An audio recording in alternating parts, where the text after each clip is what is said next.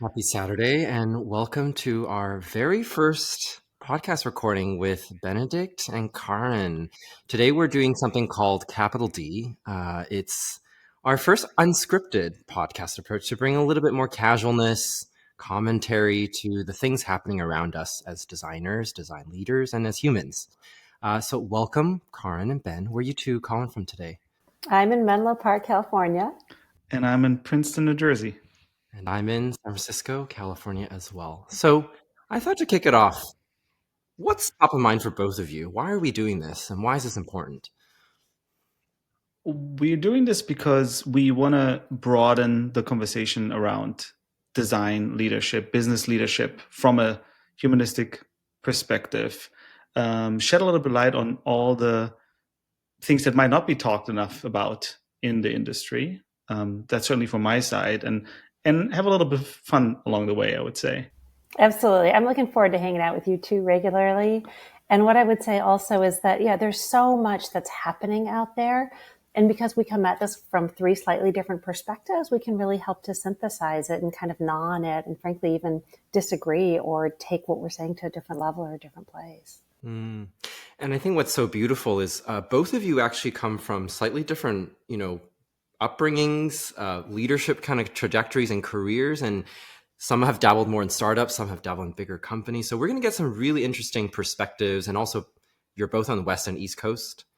So different kind of cultures as well. Ben, you also come from Germany, as I know, right? Yes. And so we're going to unpack a lot of these fun things and make this really fun and casual. So I thought to kind of kick it off today, the three of us were kind of reflecting on what are some topics that we don't talk enough about as design leaders. I'm kind of curious to hear from both of you, like, what might that be? Because we've been on a journey as a council to uncover what's top of mind for design leaders and business leaders. I thought Benedikt had a great point just a little bit before we got started recording, which is that really an important area to talk about are the unintended human consequences, right, of some of the decisions we're making and of some of the changes that are happening around the industry. And if you want, we can go into an example that I noticed that I thought was pretty compelling. Let's do it. All right. So, Gordon, if you want to pull it up, there's a woman named Liz Gerber, and she's a professor out at Northwestern. And I've known Liz on and off for a long time. But she had a great post that talked about how when I handed over steering my car, I handed over my humanity. And she walks through this wonderful example of how she is in her car and the car is automatically parking her into a space and it's parking her perfectly. And so it is taking its time to go forwards and backwards and forwards and backwards. And in the meantime, there are, people over there that are, uncomfortable or cold, or there's a baby, and she is taking so much darn time that she is negatively impacting them. And there are also cars that want to come into the parking lot, but they can't come in because she is taking so much time reparking her car. And the worst of all is she didn't even realize that until after it was too late, because she had handed over control of her car. And I just thought that was such a good example of how AI can be so lovely, like how nice to have somebody park your car for you. But if you give it over and that algorithm is only focused on how do we park this car perfectly within that space, as opposed to noticing the context and noticing the negative impacts potentially of what else is happening around you, it's not a win for people overall. And frankly, I believe she felt a little bit ashamed of it. And so again, I just think that's a great example of what are these metrics we're using for success for these models, and what are the unintended human consequences like Benedikt was talking about. Yeah, I think that it's a profound example. I think once you read it and you think about it, even just for a second, it's just so clear what she's saying and so right. And especially in this hype cycle, which we're in right now, it's so easy to get excited about all the kind of initial things we could do. And there's a lot of pressure also on the business side to do, so you're not competed by your competitors. That I think a lot of these conversations that are so crucial on what are the unintended consequences are not happening enough, maybe not with enough depth. And so I think from a leadership perspective, there is the question of, who is going to decelerate the conversation to a degree where we can make some space to have that conversation about what could happen in the worst case. How could this impact other humans? Because at the end of the day, we're not building technology for technology's sake. We're not deploying it into the world for technology's sake.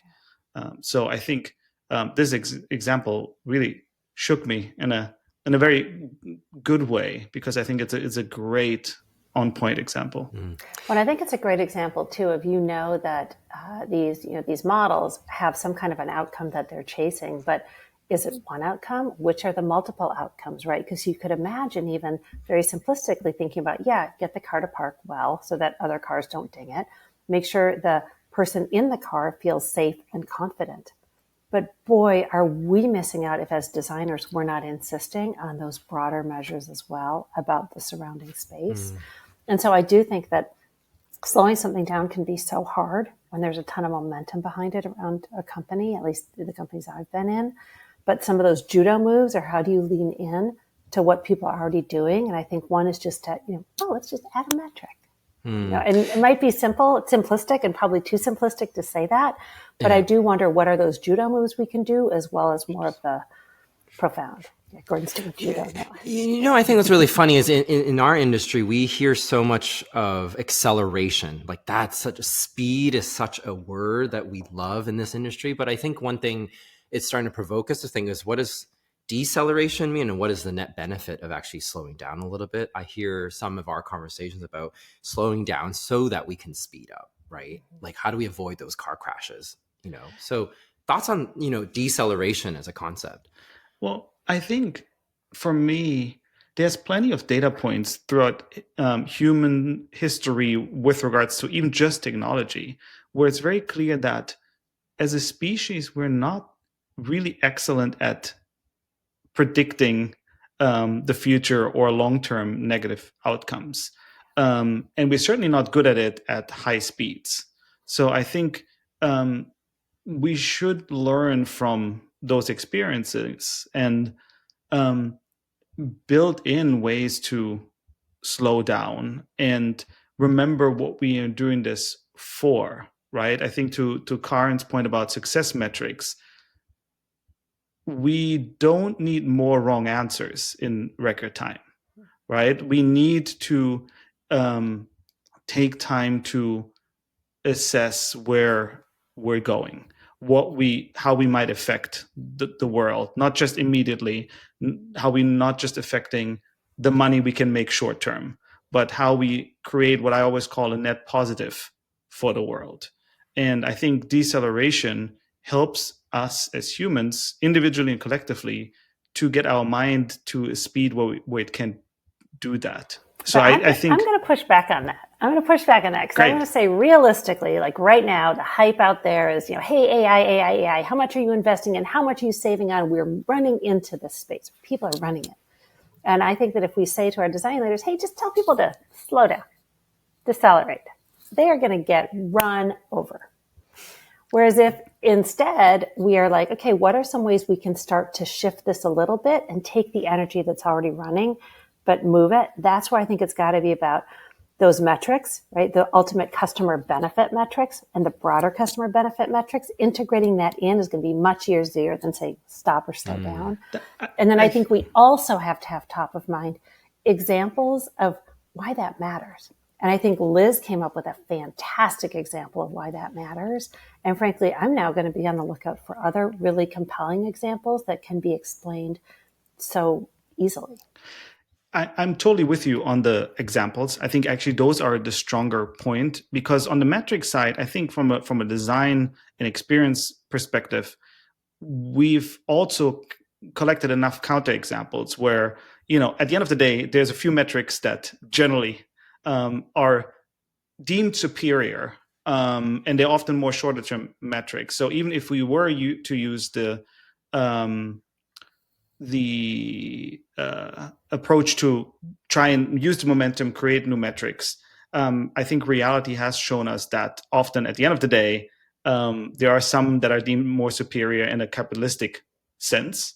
But I think the examples are strong. Ideally, if they're already examples that are coming out of an existing customer base, user base. I've seen that certainly in the accessibility space. If you can actually prove that your decision-making process is affecting negatively customers that you already have, or you might, in the worst case, actually lose out on revenue, then you have a chance to, I think, maybe shift the metrics or shift the perspective. So I'm gonna still not totally aligned with you, but I'm gonna run with it, and I'm gonna run with the examples. And I'm thinking we should ask, if anybody's listening to this who has an example, please send it on over, because we will happily compile them and share them with all of you. Great idea. That's going to help us a ton. Yeah. I think one thing both of you are getting at, though, is like in that example that we saw from Liz, is the computer is almost like tunnel visioning to the success rate of parking perfectly. Yes. And I think one thing we discussed recently in our AI focused town halls and roundtables was like, what does it mean for a metric to be more harmonious? How does it balance the different forces and interests and incentives so that we get harmony in the metric? Because I think a lot of times in the businesses we've been used to is like there's kind of narrowly focused metric systems, and it excludes a broader, thought process around who are we benefiting, who are we serving. So I'm kind of curious for both of you. You've both served in both large and small organizations.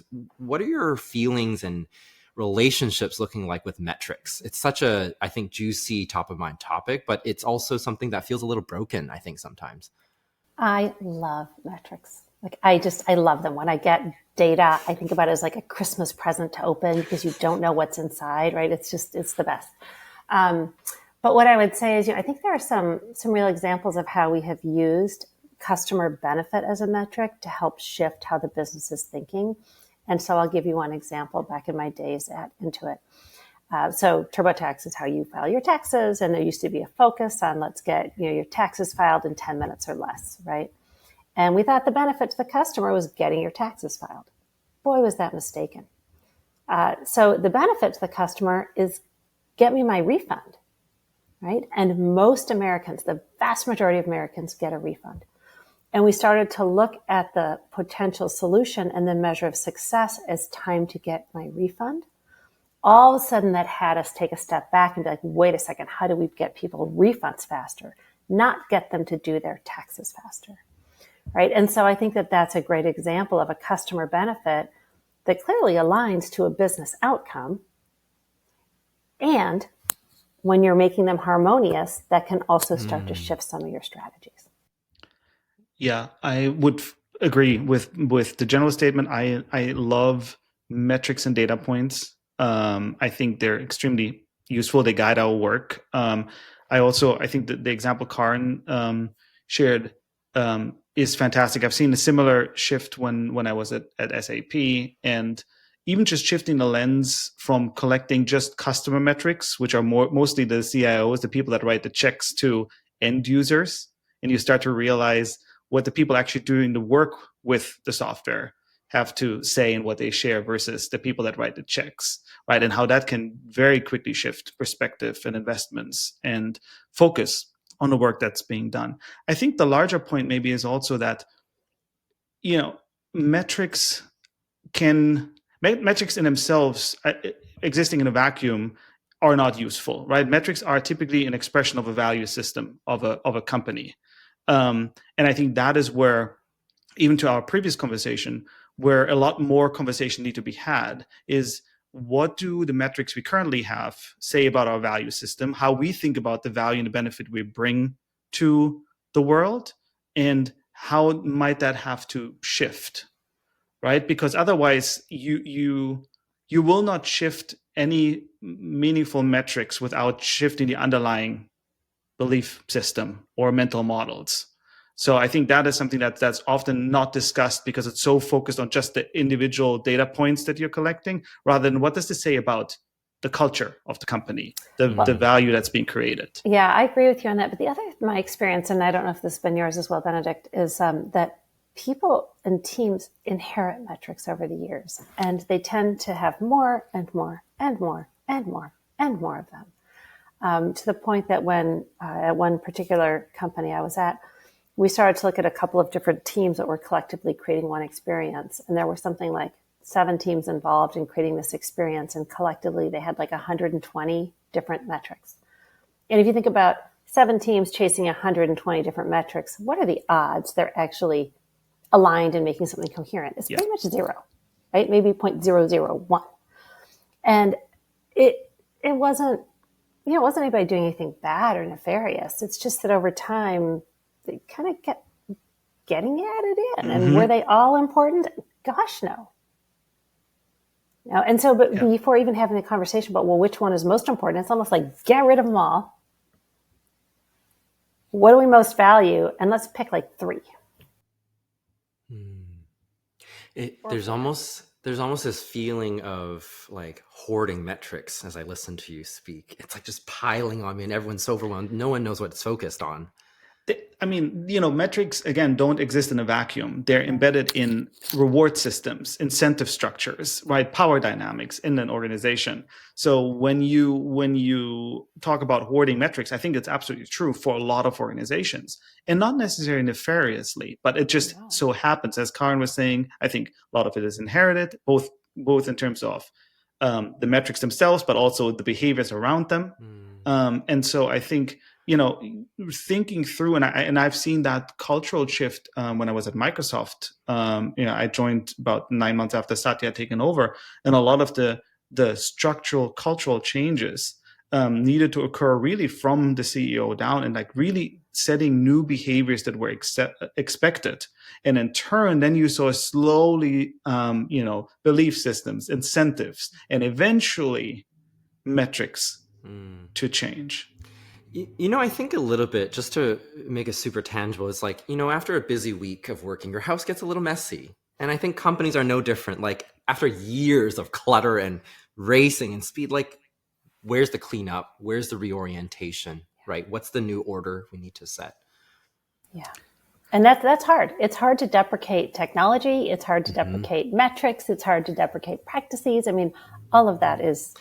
But I think so much of what great designers can do is distill, strip away. And I even think it's not just the aesthetic or functional aspects of products, but we're now talking about organizations, cultures, how to strip them down, get it to the essentials, right? It's like kind of brewing a cup of tea. How to get the perfect cup of tea. So, well, and you have to, because if you're trying to make that company more customer centric, which is often part of a design leader's job, it's hard to add one more thing to that plate of 20.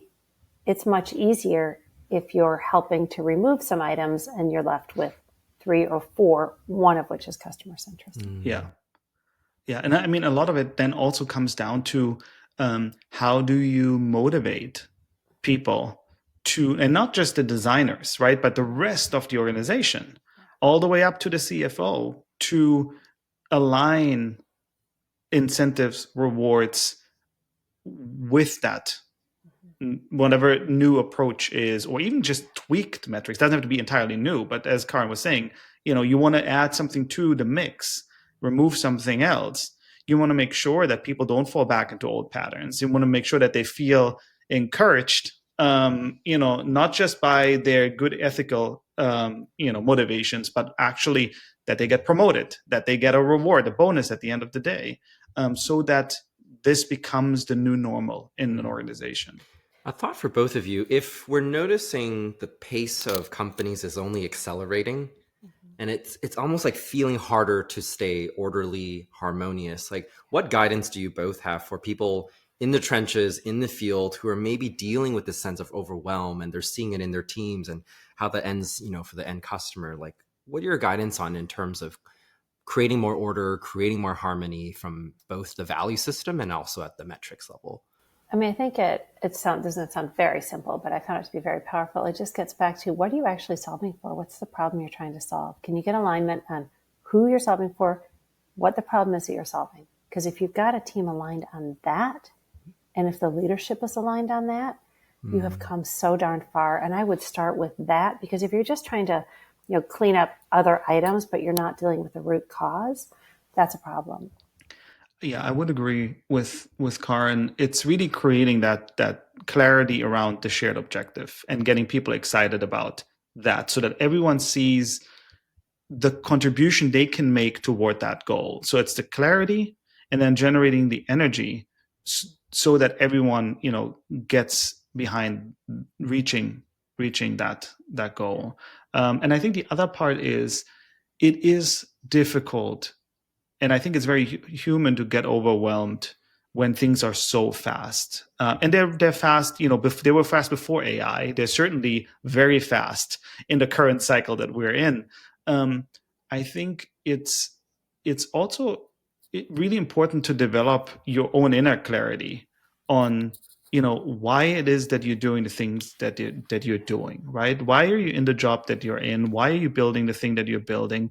And I think to the point where capitalistic gain is simply not enough, right? It is, and maybe that is where designers are just more trained to think, who am I doing this for? But I think generally that clarity is important for anyone who makes products or builds companies.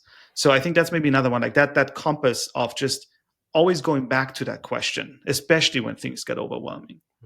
But I will say, Gordon, I do think what's going to make it even more complicated, or how it is already more complicated, is, with AI, there's really a lot more having to give up control, right? And there's going to be a lot less transparency. I'm reminded by this quote that Jennifer Darmore gave us when we were having this conversation around table. But she said, you're not just designing a product anymore. You're shaping a new character or actor that collaborates with the user and other agents. And I think the word shaping is a really important word, because you are no longer designing and having control. You're just shaping this entity that is going to have impact in ways that are intended and unintended. And you're doing it really quickly. Right. One word I've been really thinking about is character design or character development. I think we talk a lot about like leadership development, but it's even making me think character development, because we're now talking about autonomous intelligence, right? How do you design? It's almost like playing God a little. It's a little scary if we're getting to that level. So I think about, these really advanced autonomous things that are running in the wild all around us. And I was reminded by a friend to rewatch iRobot in this context. If you remember that movie, it was so interesting to see the evolution of the relationship between human and robot. And I'm thinking so much about that quote that Jennifer so graciously shared, and how you two are kind of making sense. And to Ben's point, I actually think that introspective reflex is even more important in this current culture. So I came across an old blog post draft of mine. I have a lot of those that I never published, and I don't know how it is for you both, but for me it certainly is. And it's funny because about 10 years ago, I was very fascinated by the idea of embedding character design principles into just design processes for software. I reread that draft from today's perspective, and my stance has entirely shifted. I actually think that's so interesting. I actually believe we need, and I actually commented on Mustafa Suleiman's LinkedIn post a few days ago. He published an article in Time about the future of AI, and I read his book. My point is, I think we should not make AI systems look, feel, sound, smell like humans in any form. I think we should not design them as characters. I think it'll get us into a lot of trouble. Even just when you follow some of the news, that came out a few months ago with, these chat bots and character AI, I think is what it's called. I think it's extremely dangerous. And I think we have not yet developed enough of an understanding of how we can mess with people. And tell us more about dangerous because, or dangerous, for example. Dangerous in the sense that it is very clear already that if we're designing AI systems like human characters, we can in fact impact people's psychology, emotions, and their actions. And I don't think we're anywhere near to really understand the power that we hold through that. So, you know, when you talked earlier about shaping these systems, I think that is currently what's happening. But I believe that we need to build in more control mechanisms. Well, and that's also interesting. I'm wondering, Benedikt, that you might be saying even a little bit is that in some ways, if we make them more human-like, it's almost more, could be seen as more, not tricking humans, but there might be some more trust that's engaged because they seem more human. And so then we're triggering some of those automatic responses. Yes. Perhaps we shouldn't. Yes, exactly. I think it's really, there's a big ethical question, of course, over all of this. I just think that before we go down that path, not saying we won't ever go down that path, but I think right now, given that what we've already seen is possible with what's really nascent pieces of this technology and what negative consequences it can have on people, that we should veer away from designing these systems to act like humans. Well, and I think what's interesting about that is that, you know, one thing that is different about these systems is you can launch them at scale very quickly, right? So that it's easy. Like that's another good reason I think to do the experimentation first and to understand what are the impacts. And, you know, psychologically, what are those impacts on people? I mean, I see that as a great research study for Princeton or Stanford or, you know, wherever.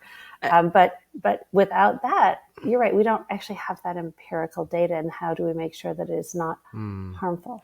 And I actually think a lot about, if you drive around San Francisco or the Bay Area, you see these ads and they say, stop hiring humans. I don't know if you've seen those, Kaaren, but they are these AI agents designed to replace roles that are, you know, interfacing with other humans and generate leads or whatever it is. And it's kind of a moment where it's like, will that even pay off just from a pure business standpoint? But two, ethically, should we design things to be so human, right? And so should there be such a, you know, divide or not, you know? So that's something I think a lot about is like, literally just driving around the city, you see these narratives and you're like, is that the right narrative we are proposing, right? Yeah, I think, you know, speaking of conversations that should be had more, I think this is one of them. And that doesn't mean that it's pessimistic. I think it's just realistic to say, okay, let's not get caught up in all the things that could be. Let's also think about, well, the positive things that could be, but let's also talk about the negative things that could be.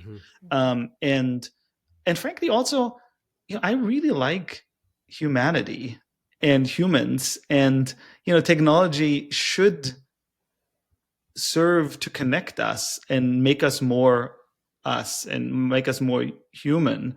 And that doesn't mean that some, you know, jobs might not be eventually replaced or get made more efficient with the use of technology.